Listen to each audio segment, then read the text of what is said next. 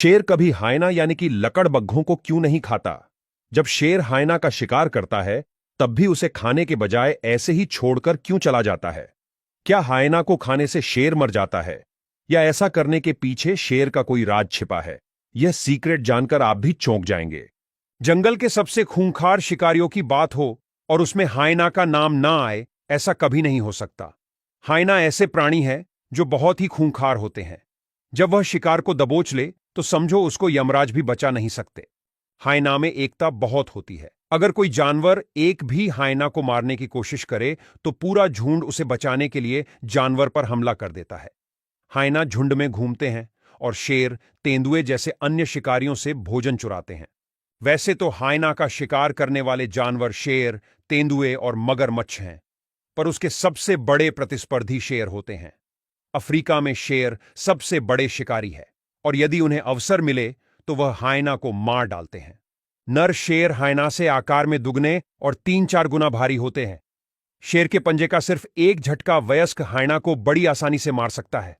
अगर हायना ने कोई शिकार किया हो तो कभी शेर उससे शिकार छीनने की कोशिश भी करता है और शिकार ना मिले तो शेर अकेला ही हायना के पूरे झुंड को चींटियों की तरह मार गिराता है, जिससे वह शिकार को छोड़कर भागने पर मजबूर हो जाते हैं।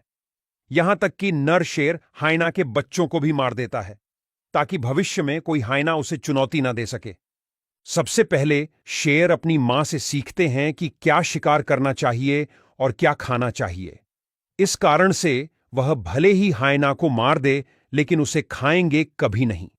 वैसे भी शेर ज्यादातर शाकाहारी जानवरों का शिकार करना पसंद करता है क्योंकि उसका मांस ज्यादा पौष्टिक होता है, जबकि हायना के मीट का स्वाद शेरों को बिल्कुल पसंद नहीं आता। हायना बीमारियों या पैरासाइट्स वाले किसी भी जानवर का शिकार करके उन्हें पचा सकते हैं और जब शेर ऐसे हायना को खाता है तो उसका स्वास्थ्य बिगड़ने लगता है। इस वजह से शेर उन्हें कभी नहीं खाते। दूसरा कारण है कि हायना भी शिकार के मामले में अव्वल होते हैं, जिसके कारण शेर की टेरिटरी पर खतरा हो सकता है, क्योंकि ऐसा देखा गया है कि हायना शेर के बच्चों का भी शिकार करते हैं। इसलिए शेर अपनी टेरिटरी बचाने और अपनी दुश्मनी निभाने के लिए उन्हें मार देते हैं। वह हायना को मार के वहीं दूसरे जानवरों के लिए छोड़ देता है ताकि मरे हुए हायना को देखकर दूसरे जानवर शेर की चेतावनी को समझ सके।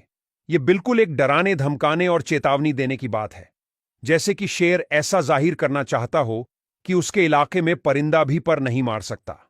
कुछ केसेस में ऐसे शेरों को देखा गया है जिन्होंने हायना को मारकर खा लिया हो सकता है कुछ बार ऐसी भी विकट परिस्थितियां आ जाती है कि शेर भूख से तड़प रहा हो, तब वह हायना को भी खा जाता है, लेकिन ऐसा होने का चांस 1% से भी कम है।